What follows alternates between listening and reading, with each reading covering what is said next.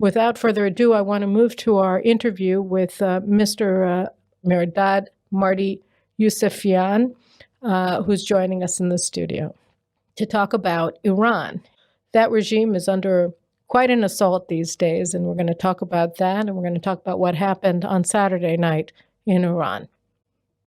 Okay, so really happy today to have with us a special guest. His name is Mehrdad, or Marty Yousefiani, right? That's right. And you come from a very auspicious, well-known family in Iran that was part of the Shah's regime until the revolution in 1979. And here you are visiting in Jerusalem. So first of all, welcome to Israel. Welcome to Jerusalem. Shalom. Thank you. Shalom.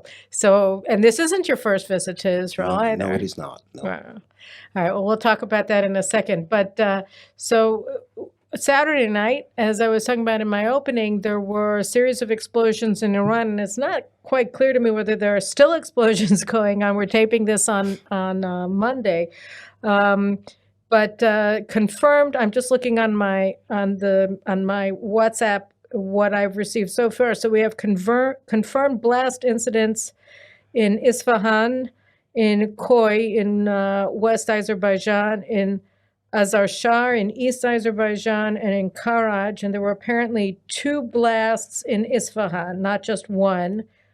So all of these took place apparently in the space of about an hour or so, right, all over Iran.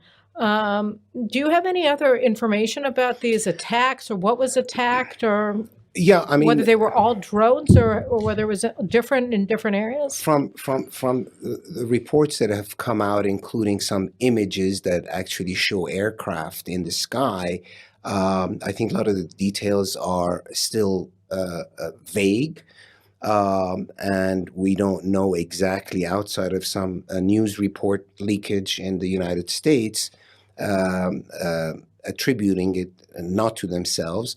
But yes, conversation has been, and footage and clips have come out of Iran from regular journalist citizens showing blasts and so forth.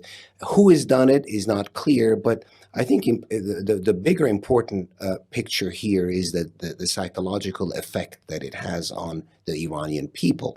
As we know, Iran is going through a revolution, and any such acts would directly affect the psychology of the people. How do they react? Do they see this as a patriotic, protective measure? Well, first, before we even go into how they see it, whatever it is, and we're still not clear. We know that there were a lot of blasts all over Iran on Saturday night. We know that at least in some cases they were carried out by drones that apparently you can order on eBay, although I doubt that you can order the bombs that were attached to them on eBay. We know that these bombs are capable of attacking buildings and the roof not even exploding, so that they go into a window and they blow up whatever it is that they're supposed to blow up. Laser targeted. It shows an extraordinary ability by someone to pinpoint specific targets above ground in Iran, and to use these commercial drones to adapt them. You have people apparently operating inside of Iran that were conducting these attacks. I mean, these drones did not take off from Ben Gurion International Airport or Andrews Air Force Base or Iraq or wherever. They took off from inside of Iran. So you have people in Iran that have been trained to use these drones, and that in and of itself is amazing. You have people all over the country who are operating these things. Again, amazing. So first, I think, that tells us something about somebody's capabilities to operate inside of Iran. We can talk maybe a little bit about who that might be. But the other thing is, you said how they respond to these attacks is going to, be pretty significant. But the first question is there a news blackout? Do people even know what happened? How easy is it to get news of these things out if you're not in the immediate vicinity? Is there how open is information right now in Iran? Well, yeah, that's a good question. Iranian people are known to be prolific consumers of news, and whether it be the internet or satellite broadcasts, they find a way. But yes, on the government front, they would typically black out some news of this nature. Let's not forget, this is not the first time a sophisticated precision strike has been taken into action in Iran. This is, if anything, quite an embarrassing moment for the Iranian regime, which likes to portray itself as an omnipotent consumer of intelligence and having a tight grip on society. So when you cannot even, as you said, control commercially available drones from precision attacks, that tells you something else, because of the bigger narrative in Iran right now is this regime vulnerable? Is it on the verge of collapse? Does it have complete control of the society and its security mechanisms or not? When you see acts like this, one wonders if everything is hand in glove within the regime. So when we started earlier, and I was alluding to the fact that the important part of this attack is the psychological effect on the Iranian people, is exactly that. How will they react to the symbolism of this incompetence on one hand, and on the other hand, vulnerability, and on the other hand, if this was in fact done by non-Iranian actors, what does that say about the seriousness of measures being taken against the regime? So, okay. So, because there are a couple of things that you point to there in relation to how the Iranian people see this. First of all, if knowing Iranian society as you know, and we should say, we should actually give a little bit of your background so that people understand, why it is that it's important to hear what you have to say about the revolution and also about what's happening inside of Iran and the regime specifically. Your father was the governor of OPEC for Iran up until the revolution. That's correct? Yeah, my father was an oil industry executive, and his last position was governor of Iran to OPEC. Mm-hmm. So our family comes from what is, I guess, in textbooks referred to as associated with the ancien regime.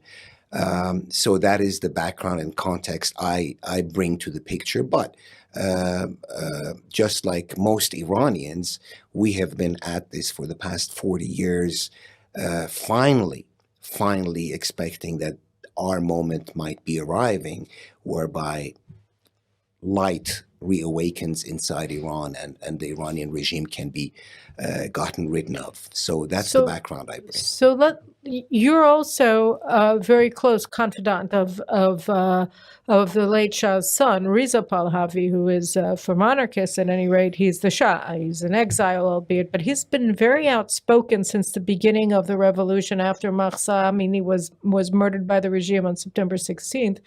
And he has been speaking both in Farsi and in English about what's happening on the ground in Iran. And he, along with some other very notable Iranian exiles in the United States, like Masih Ali-Najad and others, have really been the voice of the people inside of Iran.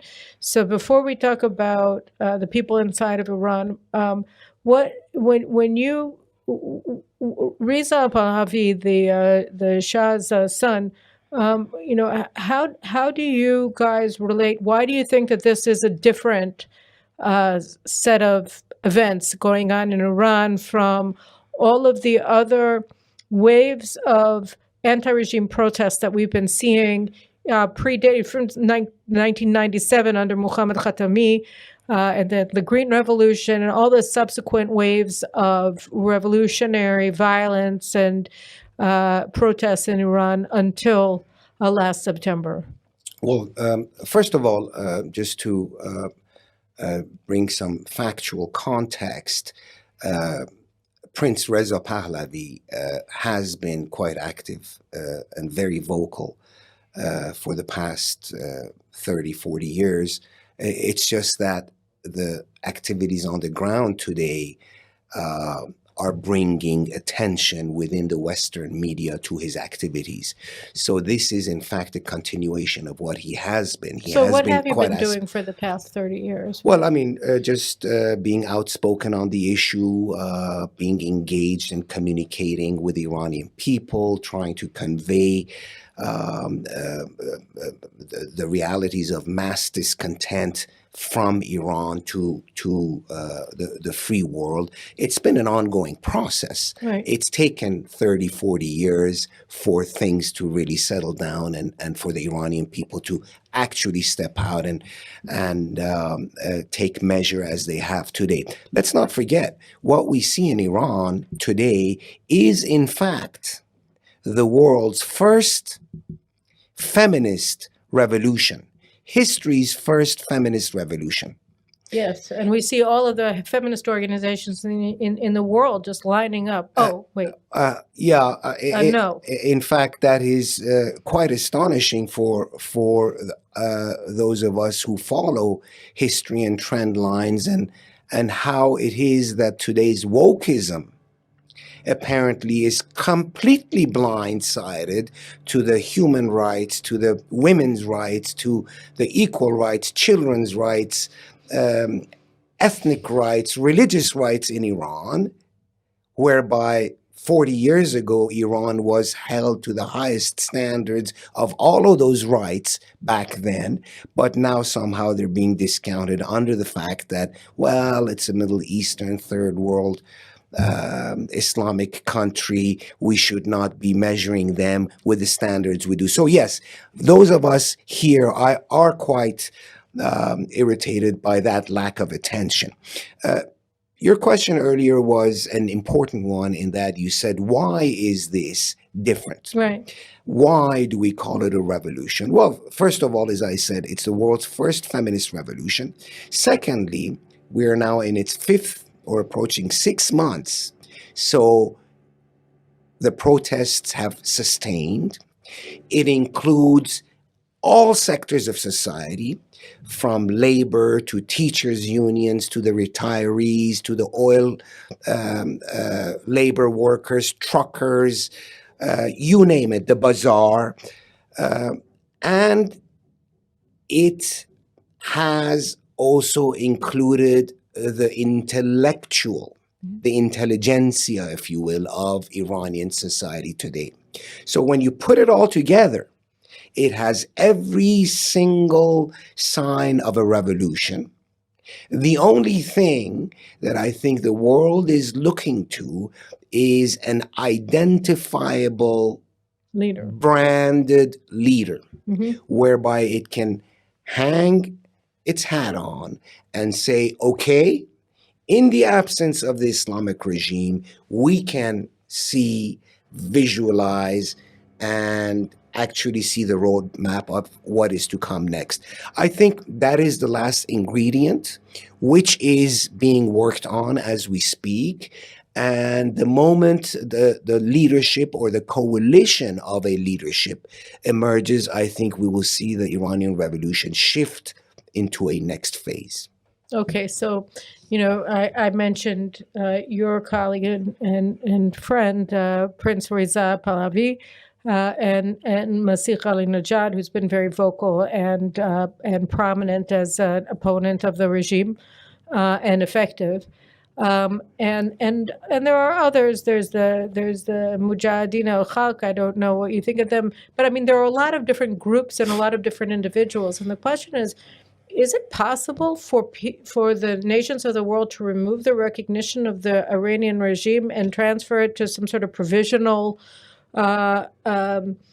Iranian republic as opposed to an Islamic republic? Is there any sort of means to see that sort of thing happen? Can you envision a situation where the United States or the UN or any nation would say, okay, we don't recognize the Ayatollah regime in Iran any longer. We think that it is now the Iranian Republic, not the Islamic Republic of Iran, and we recognize this group of people as the provisional leaders pending the overthrow or whatever. Yeah, of this I regime. think I get the direction you're going. First of all, just a bit of a correction. You referenced Crown Prince Reza Pahlavi as my colleague. He's your prince. Exactly. I mean, just He's your sovereign. For the record, I've had the distinct pleasure of offering him strategic counsel. So the relationship is important to be clear on.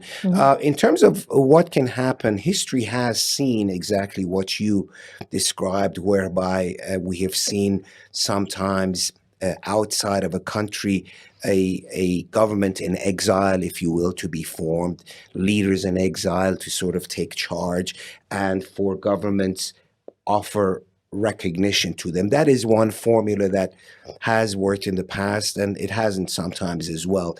I think the model that most Iranians visualize is actually taking a page from what happened 40 years ago in Iran, whereby the ruling government basically collapsed, and in its place, a provisional government, temporary provisional government, took over, overseeing and overlooking an internationally supervised election.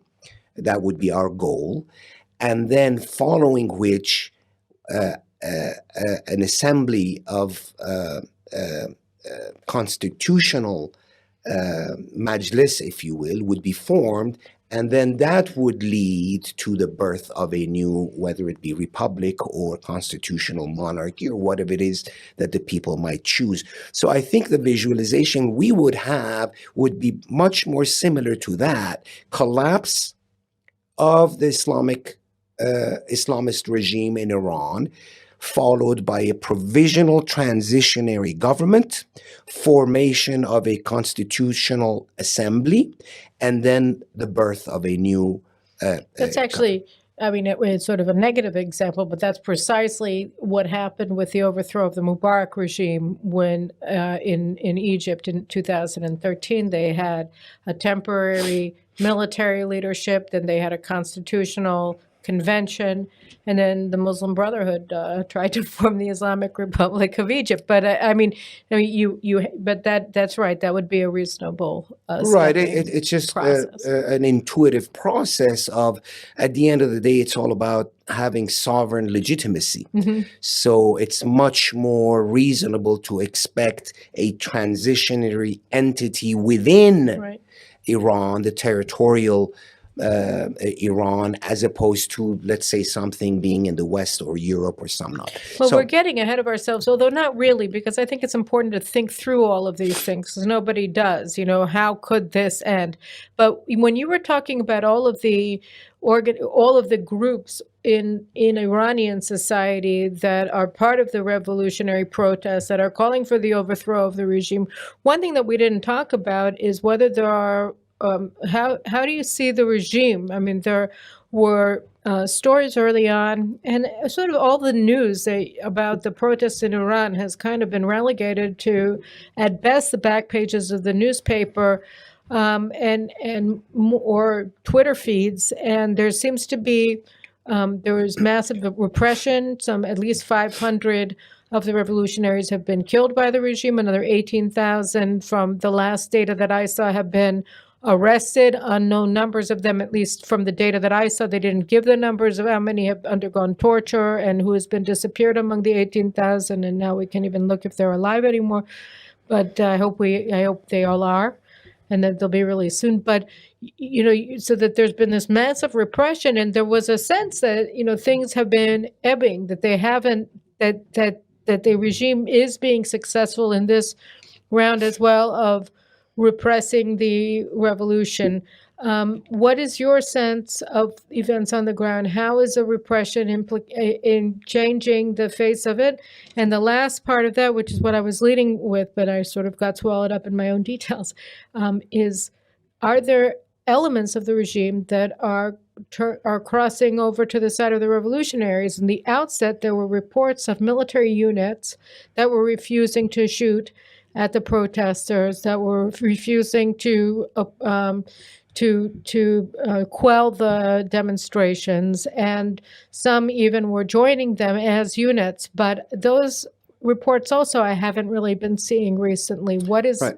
so? Well, those are two questions. Sure. Well, the two very long questions. No, take it away. A lot there. So I got a coffee. I'm going to just sit here. I'm going to drink it. Help me unpack them if I Okay. forget the I train will. of thought. I'm writing them down. Point number one, and you hit it right on the nail, if you will. We are Iranians worldwide, our diaspora. We are extremely frustrated by the lack of attention, the reluctance, frankly, the laziness of the media, if I may, specifically the liberal media, to completely disregard what is, for all intents and purposes, a revolution that checkmarks every single one of liberal values. Right.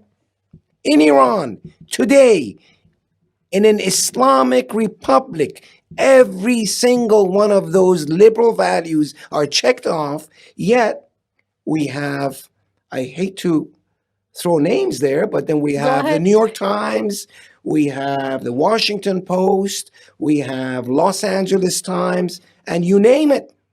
Not only back pages, but when they do give headlines, frequently, I hate to put it in these terms, we sometimes wonder if these are maliciously erroneous headlines given out. Like what? Prime example, New York Times. There was at a particular moment in time, a few weeks ago, where there was talk of some person in the judiciary talking about the hijab not being mandatory or whatnot. There was some confusion of that. Well, within a few hours, that confusion was clarified. Right. The regime said, no such thing. That was tied exactly with President Raisi of the Islamic Republic's visit to the United Nations, trying to choreograph yet again another hallway handshake possibly. But the New York Times ran with it for several days, creating this illusion that yes, the Islamic Republic is on the verge of dramatic reform. And we just frankly do not understand. No, I saw that too. I was on Israel Channel 14 and talking about the Islamic Revolution, and the anchor woman said to me, "Oh, so it's all over now, right? They won." And I said, no. What are you? You know, it took them 2 or 3 days, and then it was, oh, okay, whoops, okay, to the next subject. The point is what you mentioned. Why is it in the back pages, and when it's not, why is it completely factually misplaced? Some of these attentions that we get. The other part of your question was. No, but is it going on now? Yeah, the other part of your question was, in fact, it's how is it the ebbs and flow? It's important. Again, as Iranians, we also get anxious. What's happening? Is it being sustained? Is it being crushed? Is the iron fist working? Fact of the matter is, when we look at history and history of revolutions, all revolutions have ebbs and flows.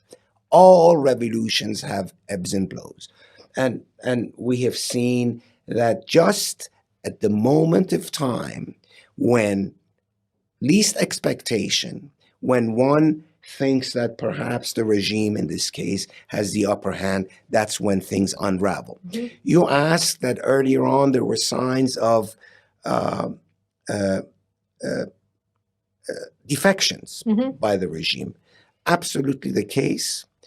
We still see signs of it. We've seen members of the Revolutionary Guard. We have seen members of the regular police, the gendarmerie. We've seen members of the Basij. We have seen clerical leaders who are coming out. We have that Sunni leader who every Friday through his sermons is taking on the regime, siding with the people. We have in the seminary in Qom, right? There were students who were opposing the Absolutely. Ayatollahs. Not too long ago, a few weeks ago, we had several of these teachers as well as students signing petitions, basically declaring their dissatisfaction with the way this regime has sort of hijacked the traditional Shia infrastructure. Because let's not forget, what Khomeini did was he not only brought revolution to Iran, he also turned the infrastructure of Shiism upside down. That's a long story to get into, maybe for another time. But even back then, the traditional Shia clerics never wanted what we see today, the integration of It's like the Grand Ayatollah in Najaf in Iraq. Sistani, Sistani, Ayatollah right? So Sistani, the correct. Ayatollah Sistani was actually, he's more of a traditional Shia leader, right? And he opposed the theocratic 12er sect of the Khomeinis Right. who He's were millenarian. Ayatollah Sistani is what is referred to as Ayatollah Uzma. Uzma comes from Azim, big, great, grand. He It's is like a in Hebrew, Otzma is Osma- powerful. exactly similar, same roots. So he is an Ayatollah Uzma. He's a grand Ayatollah. You have a few handful of grand Ayatollahs. Then you have other not as prestigious or senior Ayatollahs. But basically, what has happened is that before, under Shia Islam, if there was some form of a democratic process whereby people would choose their own sources of emulation, and that is what Ayatollahs are meant to be, sources of emulation. If that was the traditional Shia Islam, Khomeini came in and said, you know what? All of you grand Ayatollahs, all of you junior Ayatollahs, everyone aside, I am the solo man, and all those funds, all that emulation, all that political power no longer is equally distributed amongst the others. It is all in my hand. So, and the vast majority of traditional Iran Shia leaders to this day are in disagreement with that, completely rejected. Yes, but he won. Right. Well, yes, but he won. He changed the face of Shiism. And I think history has not stopped speaking about that yet. It hasn't given its final Final judgment. All right, well, good. Hopefully it won't, hopefully we'll see a new judgment coming up soon, because I mean, we see in Hezbollah in Syria, in Lebanon, we see now with the rise of Hezbollah-like Shiism in Syria, and even in the indoctrination that we see of Shia minorities in Germany, in Morocco, in other places, by Iranian clerics who they export there. It isn't a traditional Shiism; it's the sect of Khomeinism that they're exporting. I mean, That's right. In fact, we declare it outright: Khomeinism. It is a system of political system of governance. Khomeinism, like communism and socialism. Incidentally, all of them having failed. So, yes. Well, so what about the military? What about the Revolutionary Guards? Because what has to happen for the regime to collapse? You have to have people stop obeying, right? very, very important point you raise, Caroline, and that is the military infrastructure. Might be interesting for some of your members of your audience who may not know. Iran has a different infrastructure in terms of its military. One track, you have what's known as the traditional professional armed forces Mhm.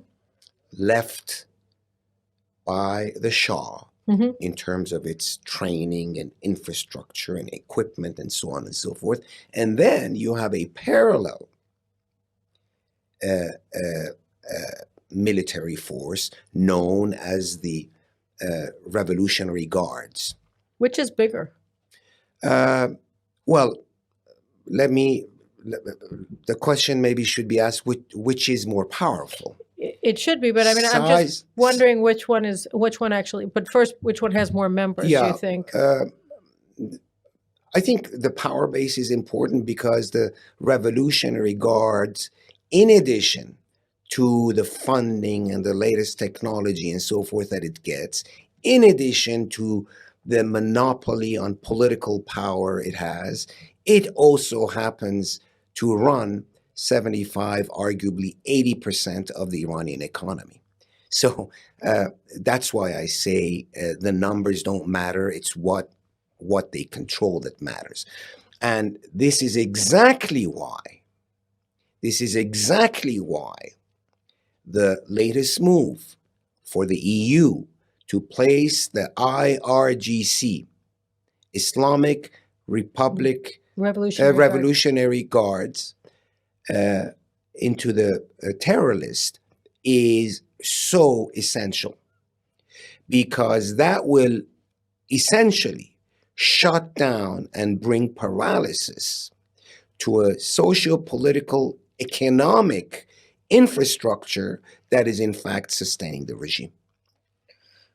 Okay, I want to go back to that for a second, but before we go and examine this specifically, because that has to do with the question of what the international community can do to help the revolution. But before we go to that, I want to ask you a different question, which is about Russia and the Iranian regime. So when I look at the regime's deal with Russia, that they're giving them these attack drones for Ukraine, and in exchange, Russia's going to start rearming the Iranian military for the first time since the revolution with modern arms. So one of the things that I'm concerned about, and this could be wrong, it could be a misplaced concern, and if it is, I'd be happy to hear that, but is that if you're worried about the loyalty of the military, then one of the good things that you can do is to give them new toys. So that if, for the first time since the 1970s, the Iranian Air Force gets something other than, F-14s, and they get these advanced Russian fourth-generation fighter craft, whether this will buy the regime more time and buy them the loyalty of the armed services so that they'll be able to reconstitute their power domestically as a result of these arms sales. I mean, is that a misplaced concern, or is that something that could happen? How do you look at it? And even more broadly, what do you make of these Russian military sales of modern conventional forces to Iran? Right. There's something to be said about what you're alluding to, but it's a little bit more complicated than that. Mm-hmm. Because it's no longer, remember what the biggest crime Vladimir Putin committed was the loss of prestige for Russian military infrastructure and industry. Up until Ukraine,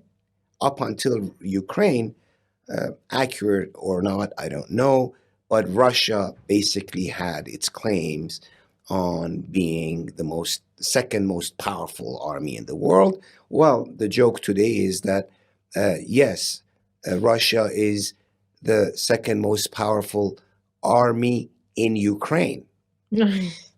So meaning there is no prestige with the toys that you're referencing, but you make a valid point. There is a problem in that the history of so-called imperial influences in Iran is very strong. Though Iran has never been colonized, we have, throughout our recent centuries, have had spheres of influence under Russia, England, and so forth. So Russia has always been regarded by Iranians with enormous suspicion.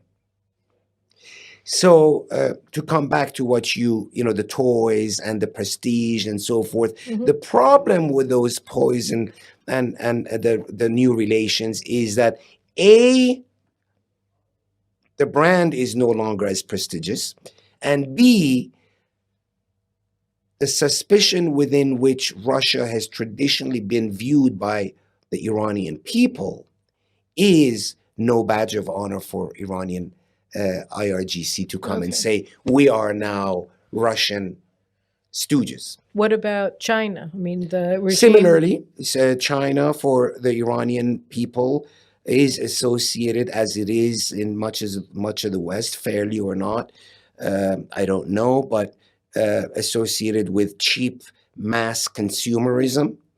And so we see signs of that, from raps to articles to statements by people saying, look at what's happened to our country, flooded by cheap Chinese crap. These are their words. In other words, dismissively referencing China. So the relationship with... But China and Iran just signed a strategic Yes. Relationship last year, I think, and the Iranian regime essentially gave China control of the... much of its resources. Right. And that's exactly, that's where I was going, that fundamentally the Iranian people are very, very suspect and unhappy.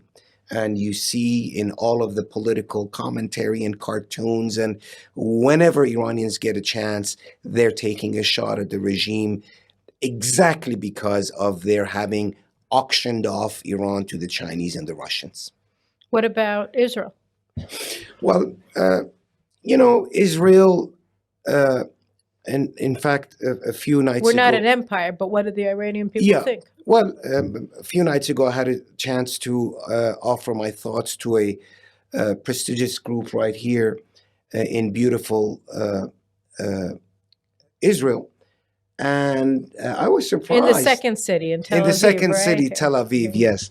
That other place. That's why I paused. But yeah. It's still Israel. And it was surprising to me that members in the audience were actually surprised by what I had to say.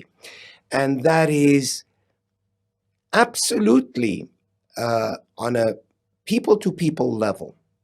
There is nothing but mutual love and respect between the people of Iran and the people of Israel. And let me tell you why. The why is because what most people don't like to focus on is this very fact that Judaism has been an integral part of the fabric of Persian culture, heritage, and society for 3,000 or 4,000 years. Let me put that into context. Judaism has been part of the Persian Empire well before Islam ever was, and has been in Iran longer than Islam has been. Judaism has been part of the Persian Empire since 4,000 years ago. Islam has only been part of Iran about exactly 1,400 years.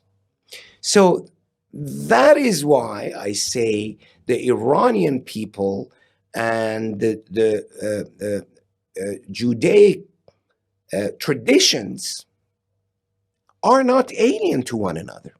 Look at the Torah. The biggest, most repeated number of a person's name is Kurosh, Cyrus the Great. Yep. Look at the beautiful walls right here outside of Jerusalem. those walls were built. We talked about this the other day, On the phone, and yes. you challenged me, Right. but I pushed back. Oh, yeah. Just kidding. I'll push back again. That's all right. But those walls were a gift from Cyrus the Great, from the Persian people. And my point being, there is a long tradition between Persians and Jews, Right. and I cannot impress more the importance and value of political leaders here in Israel to communicate directly with the people of Iran. Make this distinction. Mr. Prime Minister, Mr. Foreign Minister, make the distinction. Connect with the Iranian people.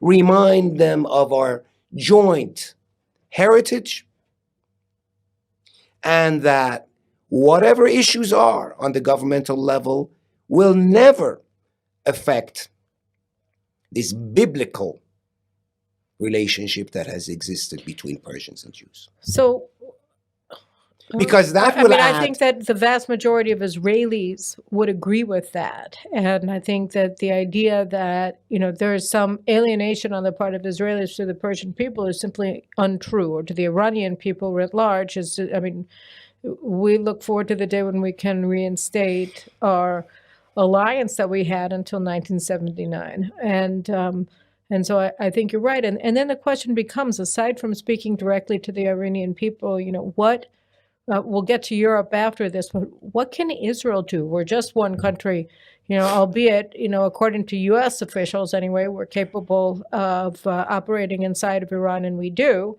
if you're to believe the Wall Street Journal report on what happened Saturday night. But Or watch Tehran Netflix series. yeah, right, exactly. But we only liked the first season. We didn't watch the second one. It already had become something else. But yeah, that was we are wondering how we can help. Yeah, it's a very nuanced approach. I really believe that because of the fact that the Iranian regime has sought to sort of politicize the obviously the governmental side,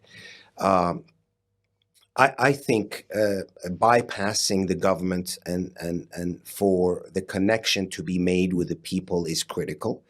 I believe that Israel, in terms of what it stands for,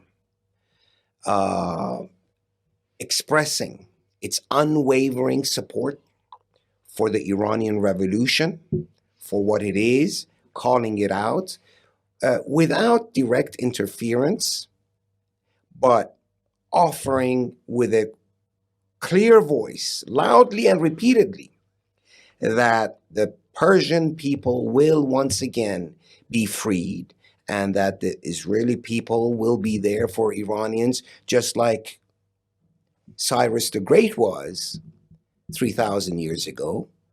I think repeating that is a very valuable message with which we hope the Europeans and eventually, hopefully, United States can follow. Messaging is very important. Well, when you look at what happened on Saturday night, whatever it was, and whatever the expansiveness of the attacks inside of Iran and against whatever installations were attacked,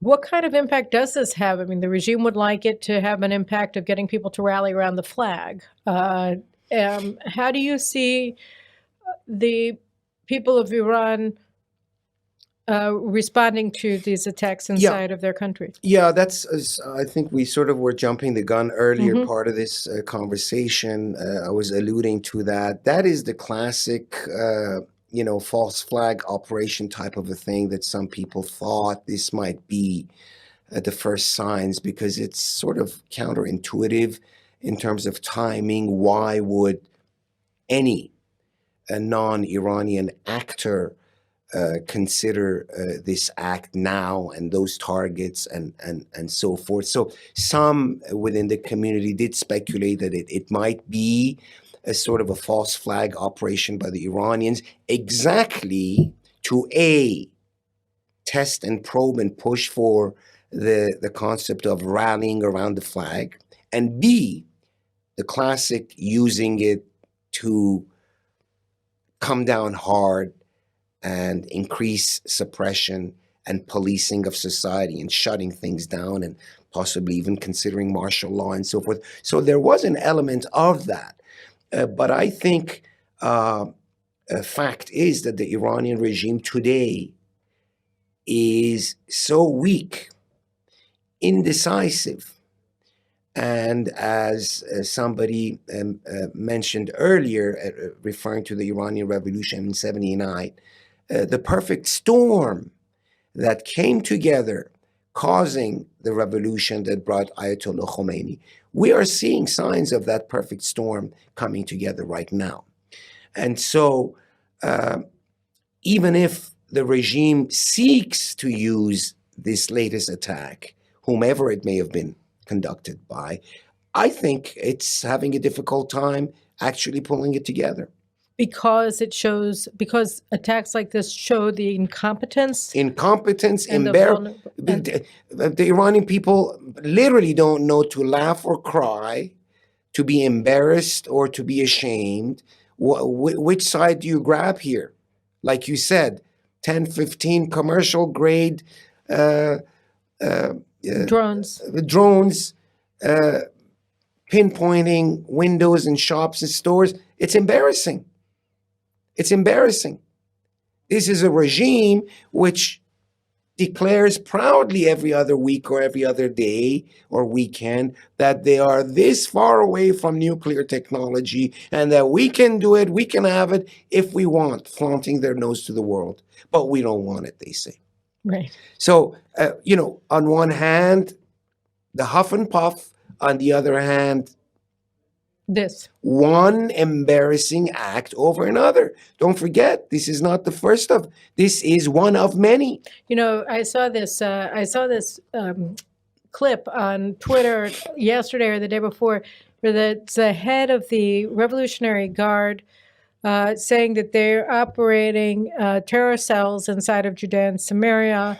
And then in the background, they showed the attacks in Isfahan, the explosions in Isfahan, so that, it made him look completely ridiculous, right? So he's saying to the Israelis, we have these suicide bombers or whatever, these terror attacks. But they do, by the way, they do have units of the Islamic Jihad. I mean, it's theirs, Hamas is theirs.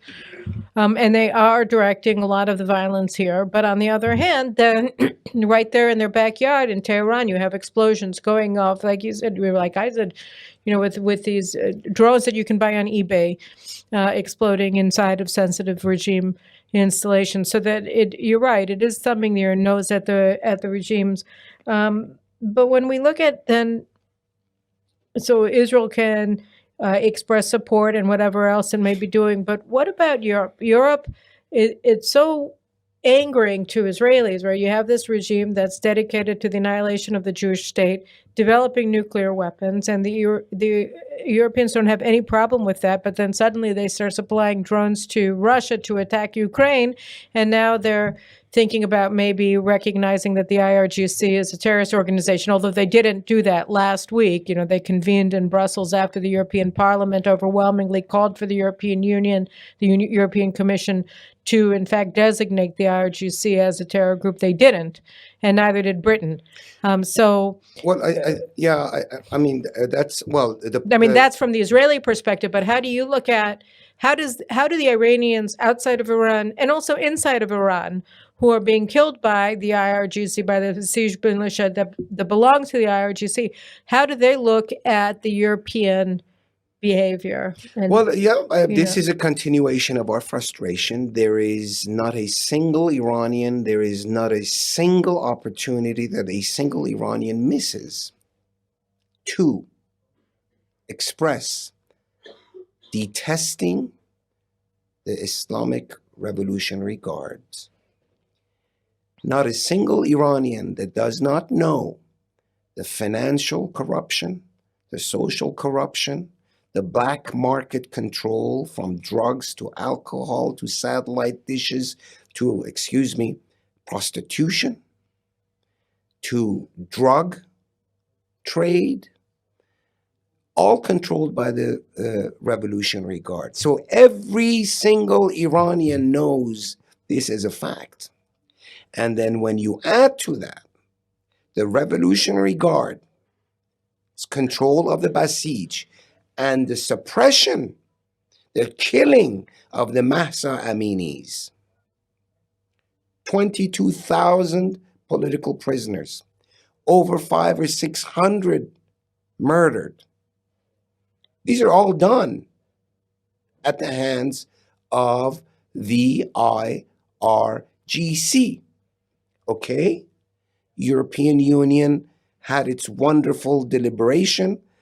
The parliament did pass the resolution, but then we have Mr. Joseph Borrell, who comes and talks about some legal loophole in that we need to have a court of law designate and looking into it. Well, when you have Al-Qaeda, which was designated just based on reference of what it had done, and then we also see IRGC having done what it has done. Don't forget, the Quds Force, which is the foreign arm of IRGC, was led by who? Qasem Soleimani. What was Qasem Soleimani's claim to fame? His last round of claim to fame was his having saved Bashar al-Assad. How did they do that? By killing 500,000 Syrians. How did they do that? Barrel bombs, chemical warfares, the famous red line that was drawn and forgotten about. So this is the report card of the IRGC. This is the report card of the IRGC. Why do you think that they're not doing it? Why do you think that they still want to give them nuclear weapons through this nuclear diplomacy and $1 trillion by 2030 and sanctions relief from the United States? Why? Well, I mean, I would leave that to the imagination of certain discoveries that were made throughout Europe, certain parties, and the influence peddling of the Islamic Republic. Is the deputy head of the European Parliament, right? The Italian woman who had all that money in her. You said it. Well, it's public knowledge. You could say it too. No, meaning a very, very sophisticated influence peddling / lobbying / public affairs program that the Islamic Republic has perfected in the past 2-3 decades, much of it under the command of Javad Zarif, a perfectly U.S. Trained and educated. You know, he lived most of his life in New York, and establish a very effective what's known within our community as the Iran lobby. National Iranian American Congress Council. That and a number of them. But the point is, when you say why, much of the why is because of corruption, influence peddling. All right, and now, second to last question. Today, Secretary of State Tony Blinken landed in Israel. He's going to be here. He's going to be visiting the Palestinian Authority, which exists in order to destroy Israel, and Egypt during his visit to the Middle East. And so the Biden administration has a very strange policy. On the one hand, they say that they support the Iranian people and that the Iranian people get to decide who their government is. And on the other hand, Robert Malley, the envoy for talks with Iran, met with the Iranian ambassador at the UN 3 times over the past 2 months, according to a report that the State Department didn't deny from Iran International. And Josep Borrell was named by the spokesperson for the Iranian Foreign Ministry as the point man between the regime and the United States in continued nuclear negotiations, where the Americans supposedly gave the Iranians take it or leave it offer back in August that the Iranians didn't respond to. And it's still on the table. And that deal, according to the analyses that have been done of it, gives, if it goes through, it gives the Iranians $275 billion in a year and $1 trillion by 2030. So Not a year, in October. Those sanctions expire in October, if it were to be. Yeah. So wonderful, right? So I mean, the point is that they still are maintaining this policy of appeasing the Iranians. And I wrote an article last week, and now in view of the attacks in Iran, I don't know whether I was right or wrong. I hope I was wrong, or I said that the Americans are just pretending to oppose the regime because their actual policy on the ground is to support it. Yeah, that's the issue, as you correctly said. This entire appeasement process initially years ago, when it all started. The premise of that approach was when one sat in private rooms and sort of private conversations, it typically went like this. Okay, yeah, we get it, we understand. Yes, it's a crisis, it's heartbreaking. Yes, we understand and we feel the pain of how regressive the Iranian regime has been, and so on and so forth. But you know what? The problem is, until we have proof and evidence, meaning political evidence, that this regime has lost its legitimacy, we have no choice but to deal with these guys. Okay. How about today? If the premise for that appeasement approach of JCPOA was because you needed further, greater, and bigger, more tangible evidence, how about today? It's interesting. Have we not seen evil in the eyes of these people? When former President Barack Obama, just 2 months ago, admits that I was wrong in having turned my back to the Iranian people in the Green Revolution. In 2009. Why? He said I had the wrong people whispering in my ears. Who were those wrong people? Ask any Iranian. Those were the influence peddlers you and I talked about just 5 minutes ago. The Iran lobby. Documented today, having visited the White House over 36 times within that window. Meanwhile, Caroline, the Iranian people in the streets during the revolution, Green Revolution, they were chanting in Persian, which rhymes, Obama, ya ba mai, ya ba una, meaning, Obama, are you with us or are you with them? In response to that chant, President Obama back then said, we don't interfere with internal family quarrels. So this dovetails back into the JCPOA and why are they still, and that's the continuation, and that's part of this campaign. That's why people like me are going around trying to talk, reach out, plead, beg, demand, pound on the table, waking the world up. We need attention. We need connection. We need the world to tell my brothers and sisters in Iran, we see your courage. We see what you guys are doing. We are with you. We will not forget you. Jew, Gentile, Christian, matters not. And so we are hoping this. I am one of many within the diaspora doing my part, just like my brothers and sisters are literally giving up their lives in Iran. Yep. And we hope that the trends will turn. You know, I saw this interview with Stephen Kotkin, who's one of the premier biographers of Stalin.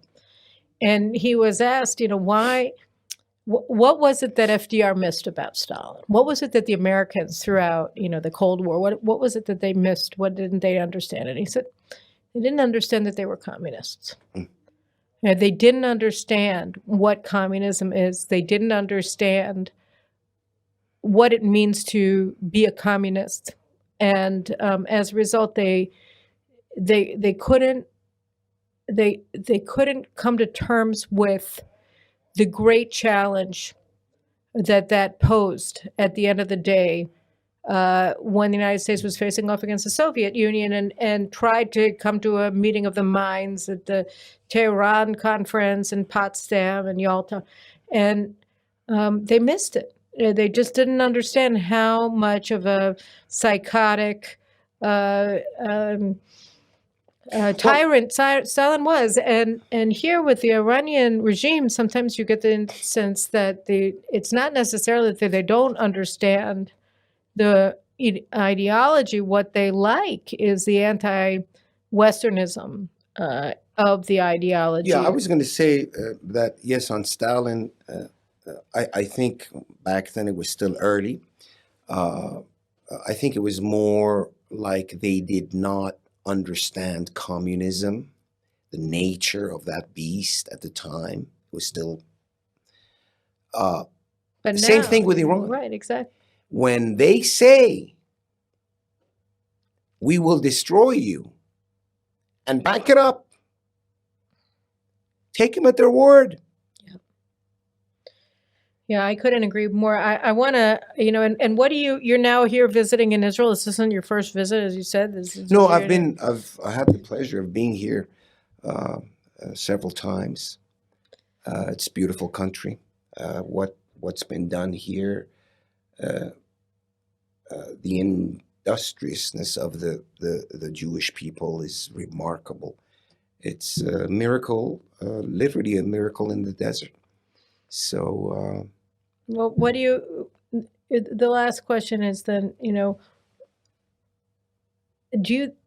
what has to happen for the revolution to succeed? What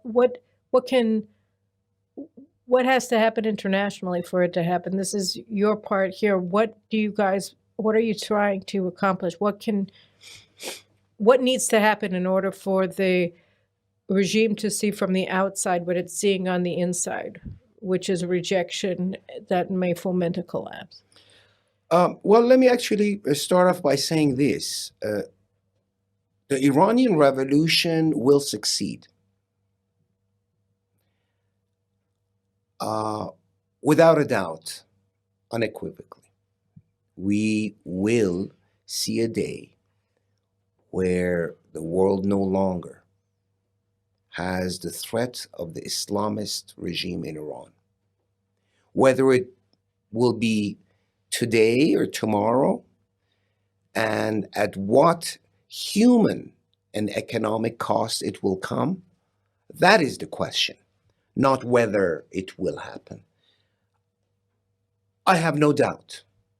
Iranians have no doubt.